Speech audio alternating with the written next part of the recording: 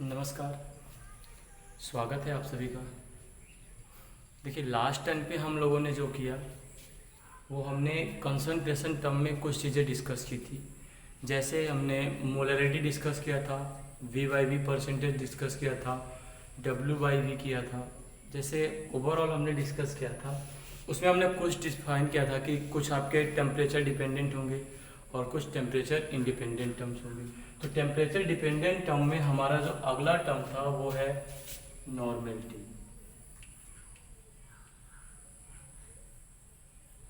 Normality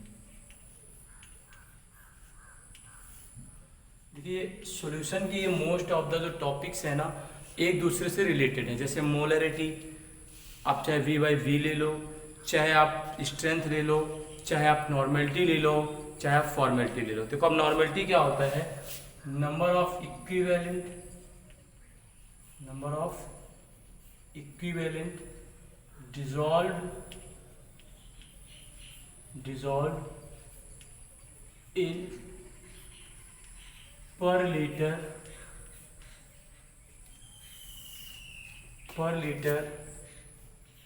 volume of solution. मतलब number of equivalent dissolve in per litre volume of solution, that is called normality. अच्छा, इसको ऐसे लिख सकते हैं, n equal to number of equivalent of solute upon volume of solution. चलिए, अच्छा, अगर number of equivalent of solute की बात करें तो देखिए, इक्विवेलेंट क्या होता है? आइए हम इसको EQ से लिखेंगे। इक्विवेलेंट आपका हो जाएगा वेट अपॉन इक्विमोलर मास, EM। क्या? वेट अपॉन इक्विमोलर मास। आइए देखिए, अगर हम EM की बात करें तो इक्विमोलर मास क्या हो जाता है? Equimolar mass will be equal to molar mass divide by n factor. चलिए, मतलब EM की वैल्यू होती है molar mass divide by n factor. ये n फैक्टर क्या होता है? n फैक्टर होता है number of electron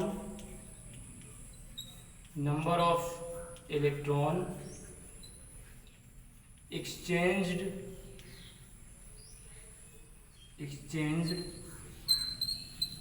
in per mole, exchange in per mole, मतलब पर मोल पे कितने इलेक्ट्रॉन एक्सचेंज हो रहे हैं उसी को हम बोलते हैं n फैक्टर। जैसे मान लो हमारा कोई एसिड है HCl, तो किसी एसिड के लिए उसकी H, जितना H वो दे सकता है वो उसकी क्या कहलाता है? n factor. दैट मीन्स अगर एसिड के लिए बात करें हम, n फैक्टर हो जाएगा 1 इस एसिड के लिए। मतलब जितना इलेक्ट्रॉन को एक्सचेंज कर सकता है पर मोल पे, वही कहलाता है उसकी क्या? n factor. जैसे बेस है, तो कोई बेस है, मान लो हमारा बेस है NaOH, जो हमारा ये बेस है NaOH, ये हमको, मतलब मैं ऐसा कहूँ कि NaOH आप बताओ कि कितने इलेक्ट्रॉन एक्सेप्ट कर सकता है। दैट मीन्स जैसे अगर एसिड देता है तो बेस क्या करता है? एक्सेप्ट करता है। तो कितने इलेक्ट्रॉन दे सकता है? एक्सेप्ट कर सकता है, मतलब सिंगल 1। इसका क्या हो जाएगा बोलो? इसकी एसिडिटी हो जाएगी 1, मतलब इसका n फैक्टर हो जाएगा 1। ऐसे ही मतलब नंबर ऑफ इलेक्ट्रॉन एक्सचेंज, जैसे कोई सॉल्ट है NaCl है, NaCl, इसमें से आप चाहे पॉजिटिव का ले लो, कितना पॉजिटिव बना रहा है, नेगेटिव कितना नेगेटिव बना रहा है, वही होगा। चाहे आप Na प्लस ले लो या Cl माइनस ले लो, तो इसका n फैक्टर कितना हो जाएगा? 1। n फैक्टर इक्वल टू, अगर हम MgCl2 की बात करें, MgCl2, देखिए MgCl2 आपका ब्रेक हो जाएगा किसमें? Mg+2 में, और साथ में बनाएंगे 2Cl-। ठीक है। तो चाहे आप टोटल कैटायन मतलब कैटायन का चार्ज ले लो या फिर आप एनायन का चार्ज ले लो, दैट मीन्स आपका एन फैक्टर आ जाएगा 2। तो एन फैक्टर वो सिंपल सी चीज है, चाहे आप कैटायन का चार्ज ले लो टोटल या फिर एनायन का चार्ज ले लो किसी सॉल्ट में। अच्छा, किसी रेडॉक्स रिएक्शन में क्या होता है, अच्छा देखो पूरा एन फैक्टर अगर आपको पढ़ना है तो जब रेडॉक्स रिएक्शन, इसके लिए चलो मैं आपके लिए एक वीडियो प्रोवाइड कर दूंगा एन फैक्टर का, तो वहां से आप एन फैक्टर पढ़ लीजिएगा एन फैक्टर कैसे निकाला जाता है। जैसे एन फैक्टर कई चीजों पे डिपेंड करता है, आपका रेडॉक्स रिएक्शन होगा उस बात पे भी डिपेंड करेगा, बहुत सारे टॉपिक्स होते हैं, ठीक है। तो ये हमने कहा कि इक्वी मोलर मास कहते हैं molar mass divide by n factor. अच्छा, मोलर मास को हम क्या लिखते हैं, M not divide by n factor. चलिए वैल्यू पुट कर दीजिए। देखिए एन इक्वल टू आपका क्या होगा, नॉर्मेलिटी एन इक्वल टू हो जाएगा equivalent mass eq upon volume of solution V, ठीक है। जबकि EQ की वैल्यू कितना है, देखिए weight upon equivalent mass, that means इस वैल्यू को यहां पुट कीजिए तो क्या हो जाएगा, वेट अपॉन EM इंटू। चलिए एक बात बताइएगा, वेट तो है ही, ठीक है कोई बात नहीं, वेट के साथ साथ अगर हम इक्विवेलेंट मास को मोलर मास क्या होता है, ये molar mass divide by n factor लिख दें, जी हाँ बिल्कुल लिख दीजिए, क्या हो जाएगी W अपॉन, देखिए हो जाएगा molar mass m not into V। अच्छा इसके नीचे आएगा एन फैक्टर, तो ये एन फैक्टर ऊपर चला जाएगा तो क्या हो जाएगा इंटू एन फैक्टर। समझ रहे बात को, ये क्या हो जाएगा आपका एन फैक्टर। आइए देखते हैं जब आपका एन फैक्टर हो जाएगा, एक बात बताइएगा ये क्या है, ये तो आपका नॉर्मेलिटी का फॉर्मूला होगा, normality equal to weight into N factor upon molar mass into volume, किसमें, लीटर। इस बात को याद रखना, वॉल्यूम हमेशा आपको लीटर लेना है और सोल्यूट का मास ग्राम में लेना है, पहली चीज। दूसरी चीज, अगर मैं कहूं कि ये जो वेट अपॉन एम नॉट है, मतलब वेट अपॉन मॉलिक्यूलर वेट, ये हो जाता है नंबर ऑफ मोल्स, तो देखिए एन इक्वल टू क्या हो जाएगा, N by V into N factor, लिख सकता हूं, बिल्कुल लिख सकता हूं। और देखिए number of moles dissolve in per litre, that is called molarity. तो आइए molarity, that means N equal to M into N factor, ध्यान से समझिएगा। नॉर्मेलिटी इक्वल टू क्या आ गया, मोलैरिटी इंटू एन फैक्टर। मतलब अगर आपको नॉर्मेलिटी जानना है, अगर आपको मोलैरिटी पता है तो मोलैरिटी इंटू एन फैक्टर कर दीजिए तो आपको क्या मिल जाएगा, नॉर्मेलिटी मिल जाएगी। तो नॉर्मेलिटी इक्वल टू क्या होता है, मोलैरिटी इंटू एन फैक्टर। चलिए इसके बाद हम बात करते हैं आपसे, ये तो एक रिलेशन हो गया। अगर एक क्वेश्चन दूं मैं यहीं पर, एक क्वेश्चन है, ठीक है, कैलकुलेट दी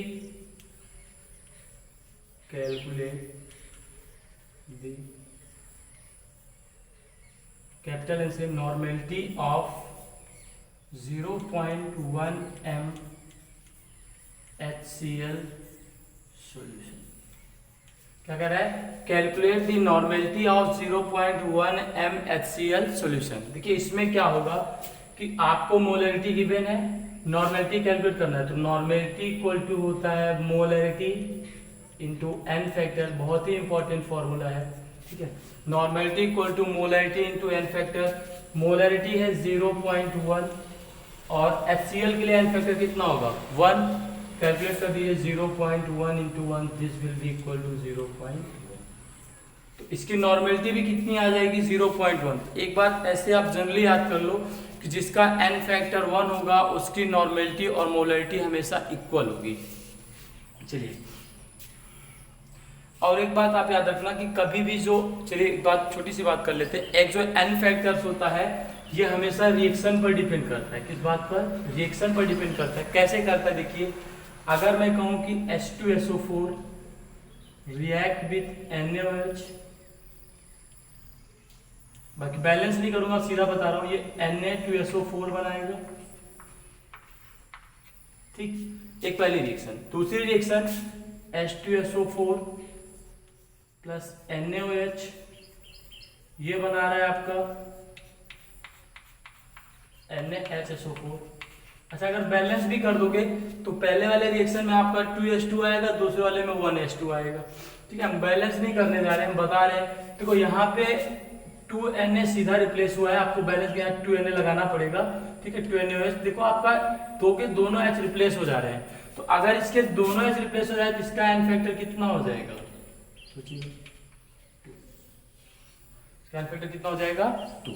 लेकिन वही अगर हम बात करें H2SO4 की, NaOH से रिएक्ट करके NaHSO4 बना रहा है ना, मतलब सिर्फ एक H जा रहा है, दैट मीन्स इसका एन फैक्टर कितना हो जाएगा 1। इसका एन फैक्टर कितना हो जाएगा 1। तो ये पूरी बात थी नॉर्मेलिटी की। नॉर्मेलिटी बहुत ही इंपॉर्टेंट टर्म है जिसमें आपको आना चाहिए। अक्सर लोगों को कंफ्यूजन होता है कि नॉर्मेलिटी को कैसे हम डील करें। चलिए, इसके बाद हम बात करते हैं, अच्छा एक छोटी सी कॉन्सेप्ट और, छोटा सा कॉन्सेप्ट और है, देखिए उसको मैं ये क्वेश्चन इरेज करके मैं यही कर देता हूं ना।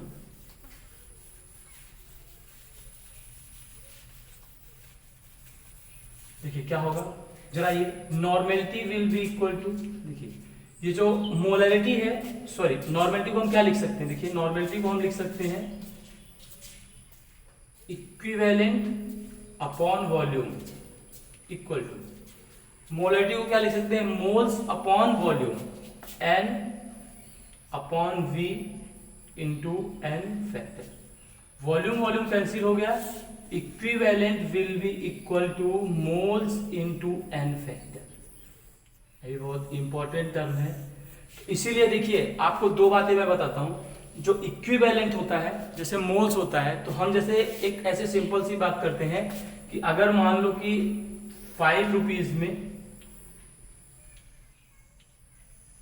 ठीक है 5 रुपीज में 5 पेन आप परचेज कर सकते हो, 5, ठीक है। तो मैथ के यूनिटरी मेथड से देखो आप 1 रुपीज में कितने कर सकते हो, 5/5 पेन, दैट मीन्स 1 पेन। तो ये जो कॉन्सेप्ट होता है, अगर हम ये कहें, ठीक है समझिएगा, कि A है 2B से कंबाइन कर रहा है, 3C बना रहा है, प्लस 4D बना रहा है। देखिए A 2B से कंबाइन करके 3C बना रहा है और 4D बना रहा है, इसका मतलब ये हुआ कि A के 1 मोल कंबाइन कर रहे हैं, मतलब A का 1 मोल कंबाइन कर रहा है और B के 2 मोल कंबाइन कर रहे हैं। कितने बना रहे हैं, 3 mole of C and 4 mole of, देखिए लेकिन जब हम बात करते हैं इक्विवेलेंट की, देखिए अगर मैं कहूं कि A के 5 मोल कंबाइन कर रहे हैं, 5 मोल कंबाइन कर रहे हैं, ठीक है, तो B के कितने मोल जाएंगे, 5 2 10 मोल होने चाहिए, 3 के कितने हो जाएंगे 15 मोल, D के कितने हो गए 20 मोल। लेकिन जब हम बात करेंगे इक्विवेलेंट की, तो इक्विवेलेंट में देखिए एन फैक्टर है, ऑलरेडी पर मोल में इलेक्ट्रॉन का एक्सचेंज है, ये क्या है, ऑलरेडी पर मोल में इलेक्ट्रॉन का एक्सचेंज है, साथ ही साथ मोल्स का मल्टीप्लाई भी है। तो अगर मैं कहूंगा कि ये A जो है 1 इक्विवेलेंट है, ठीक है, 1 इक्विवेलेंट ऑफ A, तो आप याद रखना कि 1 equivalent of A will be equal to equivalent of B will be equal to equivalent of C will be equivalent of D। मतलब सबके इक्विवेलेंट आपस में क्या होंगे, इक्वल होंगे। बात समझ आती है। चलिए, तो ये टर्म था नॉर्मेलिटी का। आइए हम अगला टर्म डिस्कस करेंगे अपना formality.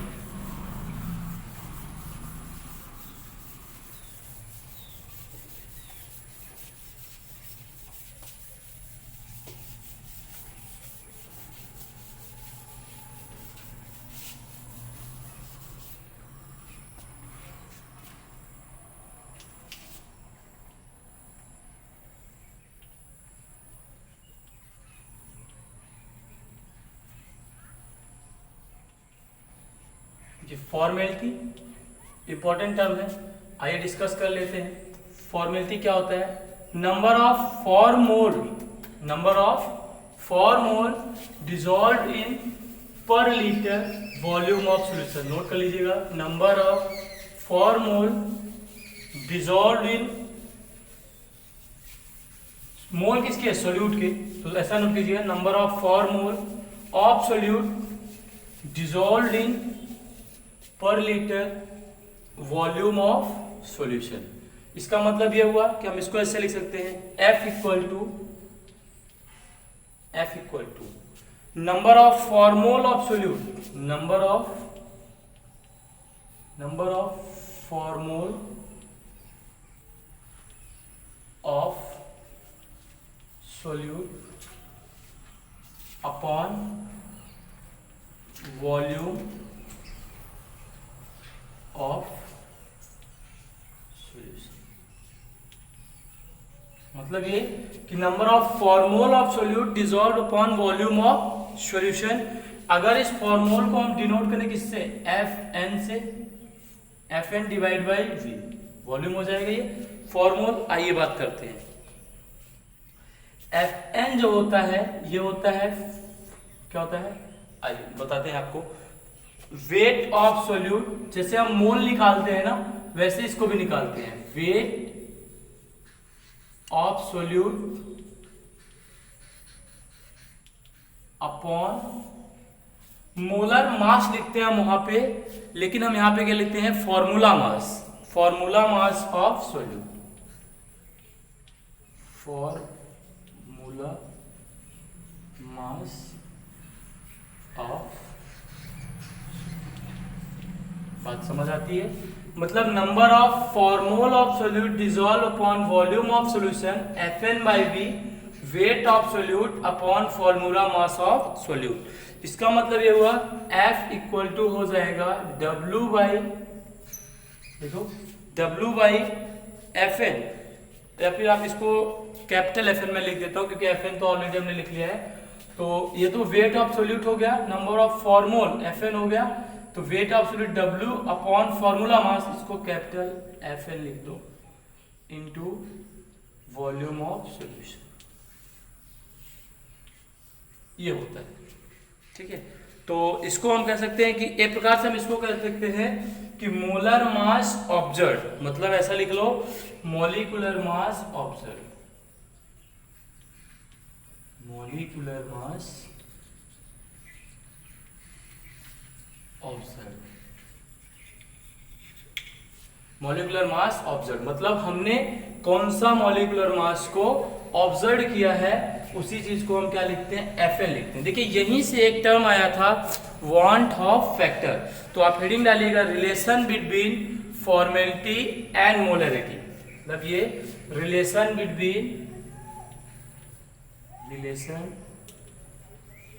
Between formality and molarity. आइए बात करते हैं इसकी। कह रहा है relation between formality and molarity. देखिए फॉर्मेलिटी को आप क्या लिखोगे, F इक्वल टू, इसको हम M लिख देते हैं ना, M, अच्छा कंफर्टेबल रहेगा, W बाई Fn, कैपिटल ना लिख के स्मॉल Fm इंटू वॉल्यूम लिख सकते हैं।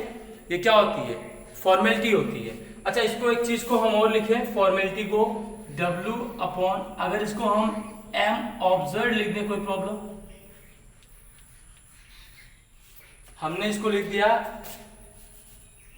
W upon M observe into volume. देखिए F इक्वल टू होगा W upon M observe into volume. देखिए अब क्या करना है आपको एक बात ये पता है कि मोलरिटी इक्वल टू क्या होता है, वेट अपॉन मोलर मास, कौन सा, थ्योरेटिकल, इसको हम TH लिख देते हैं, मोलर मास थ्योरेटिकल इंटू वॉल्यूम। बात समझ आती है? फॉर्मेलिटी इक्वल टू क्या है, W upon Fm into b, तो जाएगा W upon M observe into b, M equal to जाएगा W upon MT into V। चलिए देखिए क्या करेंगे हम, अब दोनों को हम डिवाइड कर देते हैं। चलिए डिवाइड करते हैं।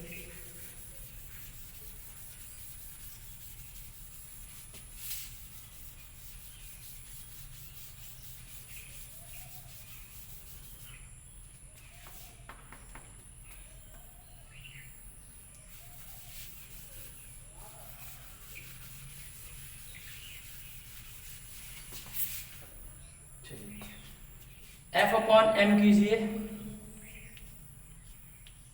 F/m that will be equal to, देखिए WM ऑब्जर्व मतलब MT/m ऑब्जर्व आ जाएगा, M theoretical upon M observe आ जाता है।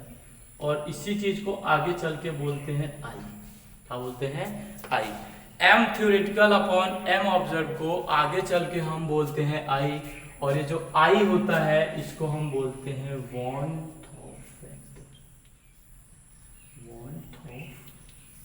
Warmth of factor. बात समझ आती है? मतलब F इक्वल टू आ गया I इंटू M। तो एक्चुअल में ये रिलेशन था इनके बीच जो यहां से हमने कैलकुलेट किया। चलिए अगर मैं कहूं कि 1.22 ग्राम, क्वेश्चन करते हैं, 1.22 gram of benzoic acid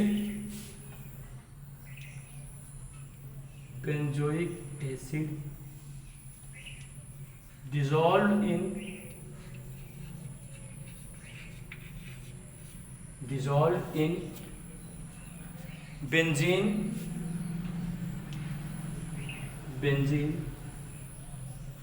to form 500 ml solution, 500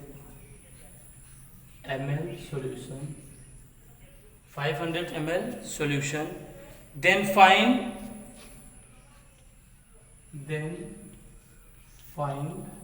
क्या पता करना है, बताइए, then find molarity and formulate। आपको क्या बताना है? 1.22 ग्राम ऑफ बेंजोइक एसिड, आपको बताना है कितना ग्राम, मतलब इसकी मोलैरिटी क्या होगी और इसका फॉर्मेलिटी क्या होगी। आइए देखते हैं, एक बार आप इसे ट्राई कर लीजिए, फिर हम करते हैं।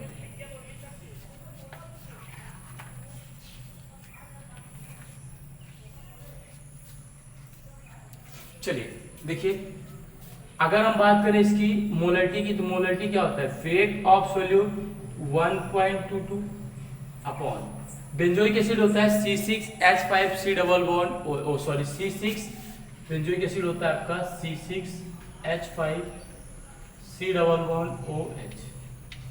इसका मोलर मास होता है 122, हो जाएगा 122, वॉल्यूम है 500 ml, दैट मीन्स 0.5, या फिर इसको 1/2 लीटर भी आप लिख सकते हो, तो 0.5 लीटर। सॉल्व कीजिए, देखिए सॉल्व करने पे आ जाएगा 2 100 आ जाएगा, 100 से मल्टीप्लाई करने पे आएगा 50, 1/50, दैट मीन्स ये आपका आ जाएगा 0.02 मोलर, 0.02 मोलर। अब देखिए F इक्वल टू होता है M इंटू I, मतलब मोलैरिटी इंटू I। पहली चीज देखिए, फॉर्मेलिटी इक्वल टू होता है मोलैरिटी इंटू I।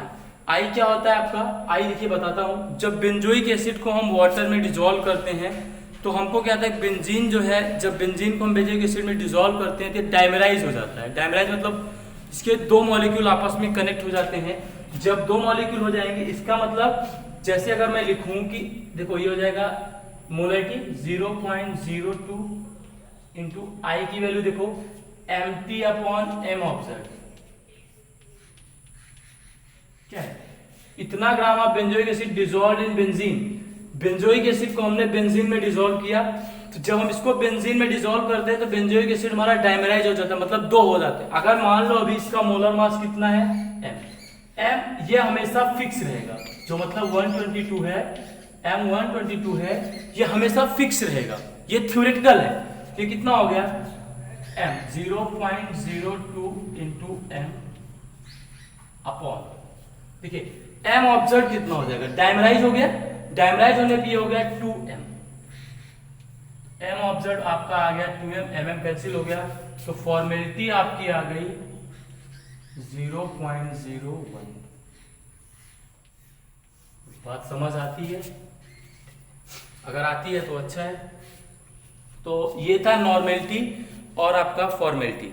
इसमें एक और टर्म है पीपीएम W/V, उसे भी हम डिस्कस कर लेते हैं।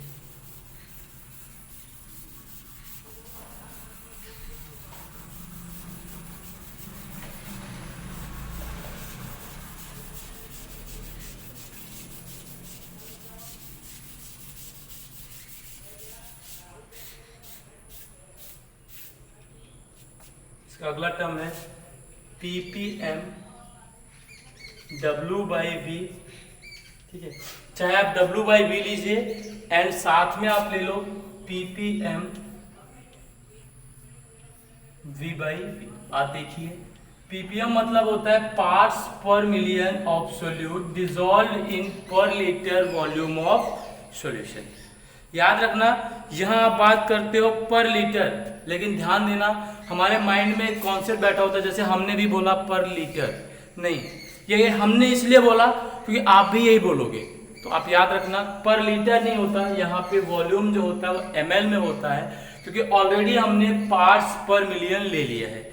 इसका मतलब क्या हुआ कि अगर हम बात करें पीपीएम W/V की तो वो हो जाएगा, देखिए W का मतलब क्या हो गया, सोल्यूट का मास, मतलब W gram of solute, W gram of solute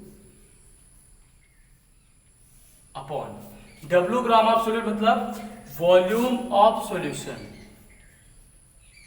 volume of solution into sorry volume of solution किसमें, ml में, इनटू तो होगा लेकिन ऊपर होगा इनटू 10⁻⁶। तो मतलब ये आपका हो गया पीपीएम W/V। अगर हम इसके बाद बात करें ppm V/V, that will be equal to क्या, V ml ऑफ सोल्यूट। याद रखना मतलब वॉल्यूम ऑफ सोल्यूट मैं ऐसे लिख रहा हूं V ml of solute upon volume of solution into क्या बोलो 10⁻⁶। मजेदार बात है, मतलब इसको आपको नोट करना चाहिए। मतलब टोटल हमने देखा टेम्परेचर इंडिपेंडेंट टर्म में जितना हमने डिस्कशन किया वो यह था। अब सॉरी टेम्परेचर डिपेंडेंट में अब जो हम डिस्कस करेंगे वो है टेम्परेचर इंडिपेंडेंट टर्म। आइए, अच्छा टेम्परेचर इंडिपेंडेंट टर्म की अगर हम बात करें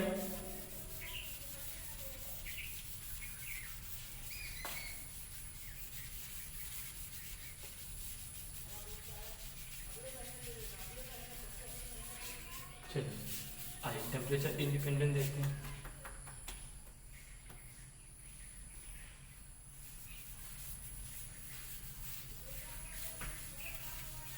चलिए टेम्परेचर इंडिपेंडेंट देखते हैं।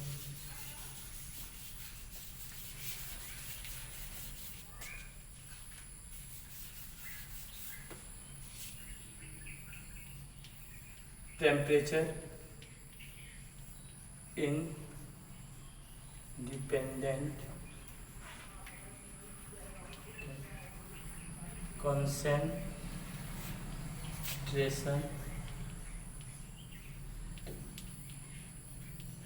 टेम्परेचर इंडिपेंडेंट कंसंट्रेशन टर्म, जिसमें हमारा पहला है हमने डिस्कस किया था ऑलरेडी, तो आपको बता दिया था पहला है परसेंटेज W/W। मतलब क्या होगा ये परसेंटेज W/W को अगर हम लिखें क्या होगा, wait of solute, wait of solute किसमें, ग्राम में, अपॉन, चलिए wait of solute in gram upon, बोलिए क्या होगा, हाँ वेट ऑफ द सॉल्यूशन होगा। ध्यान देना सॉल्वेंट मत कर देना, वेट सॉल्वेंट एक ही जगह आएगा, weight of the solution weight of the solution किस चीज पे, ग्राम में। अगर परसेंटेज है तो आप कितने से मल्टीप्लाई करोगे, परसेंटेज है तो आप 100 से मल्टीप्लाई कर दीजिए। तो आपका आ गया परसेंट W/W, पहला कंसंट्रेशन टर्म आपका आ गया। ठीक है, अगर इसके बाद हम दूसरे कंसंट्रेशन टर्म की बात करें, that denoted as mole fraction. Mole fraction मतलब देखो एक बात हम आपको बताते हैं, फ्रैक्शन का मतलब क्या हुआ। अगर किसी चीज का फ्रैक्शन आपसे पूछता है, किसी चीज का फ्रैक्शन पूछता है, मान लो आपने 5 आउट ऑफ 10 पाए, 5 marks out of 10, 5 marks out of 10, इसका मतलब क्या हुआ, इसका मतलब ये हुआ इसका फ्रैक्शन हुआ 5/10। जब आप 5 में से 10 मार्क्स पाए हो, तो मोल फ्रैक्शन भी ऐसा एक टर्म होता है जिसमें हम अगर कहें मोल फ्रैक्शन ऑफ सोल्यूट, अगर A इक्वल टू हमारा क्या है सोल्यूट और B इक्वल टू हमारा क्या है सॉल्वेंट, समझिए। अगर हम इसको हम x से डिनोट करते हैं, अगर मोल फ्रैक्शन ऑफ सोल्यूट की बात करें, this will be equal to हो जाएगा आपका, ठीक है, सोल्यूट है तो सोल्यूट के मोल ऊपर आएंगे क्योंकि मोल का फ्रैक्शन ले रहे हैं, तो mole fraction of A upon total, total mole किसके, सोल्यूट और solute.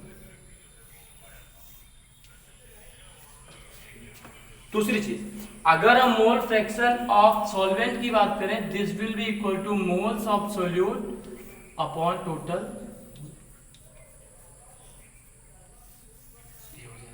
NB upon Na plus NB। तो मतलब मोल फ्रैक्शन हो गया Na upon Na plus NB, mole fraction solute हो गया मतलब सॉल्वेंट हो गया NB upon Na plus NB। ठीक है, हमेशा आप याद रखिएगा, चाहे एक सोल्यूट चाहे जितने आप मिला दो, मोल फ्रैक्शन कोई भी फ्रैक्शन हमेशा एक से ज्यादा नहीं होता, और खास करके मोल फ्रैक्शन तो एक से ज्यादा कभी नहीं हो सकता है।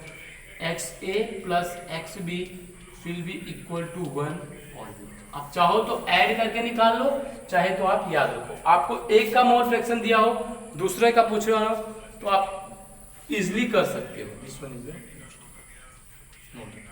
ठीक है।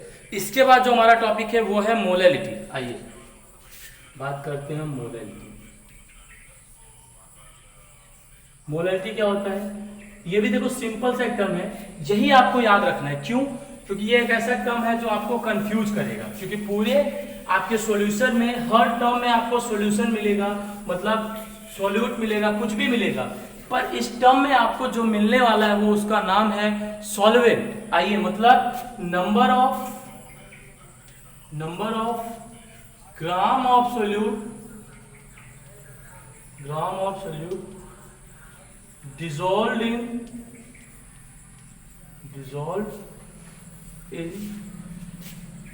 per kg solvent। Number of gram of solute dissolve in पर kg सॉल्वेंट, मतलब ये m इक्वल टू हो गया जो ग्राम ऑफ सोल्यूट है, मतलब ये देखिए आप कि मोलैलिटी इक्वल टू क्या हो गया, ग्राम ऑफ सोल्यूट। आइए बात करते हैं ग्राम ऑफ सोल्यूट इन पर kg solvent, that means sorry number of moles होगा, ये moles, number of moles of solute, मतलब n अपॉन वेट किसका, सॉल्वेंट का, वो भी किसमें kg। एक ही टर्म ऐसा है जहां पे आपका kg आता है, बाकी हर जगह पे आपका क्या सॉल्यूशन आएगा, यहाँ सॉल्वेंट आता है, कि molality will be equal to हो जाएगा n को अगर हम लिखे वेट अपॉन वेट किसका, सोल्यूट का, स्मॉल x अपॉन सोल्यूट मतलब s, molar mass of solute into mass weight किसका, सॉल्वेंट का। अगर ये आपको ग्राम में दिया हो, ग्राम में हो, तो आप 1000 से ऊपर मल्टीप्लाई कर दीजिए, जो आपकी बुक में फॉर्मूला दिया हुआ है, ये होता है एक्चुअल में मोलैलिटी। ठीक है, अगर हम आपसे बोलें कि मोलैलिटी और मोलैलिटी में क्या डिफरेंस है, देखिए वहां पे वॉल्यूम आ रहा था, number of moles of solute dissolved इन पर केजी पर लीटर वॉल्यूम ऑफ सॉल्यूशन, और मोलैलिटी में आता है number of moles of solute dissolved इन पर केजी सॉल्वेंट, मतलब पर केजी सॉल्वेंट में कितना डिसॉल्व होता है। ठीक है, तो आज हम यही तक करते हैं, नेक्स्ट टर्म पे इसके आगे के कंसंट्रेशन टर्म को हम कंटिन्यू करेंगे। और आप चैनल को लाइक, सब्सक्राइब और शेयर जरूर कीजिए। और प्रीवियस 11th के भी टॉपिक्स आप पढ़ते रहिए, वो भी बहुत इंपॉर्टेंट हैं, केमिकल बॉन्डिंग और पीरियोडिक टेबल ऑलरेडी हम अपलोड कर रहे हैं। Thank you for watching.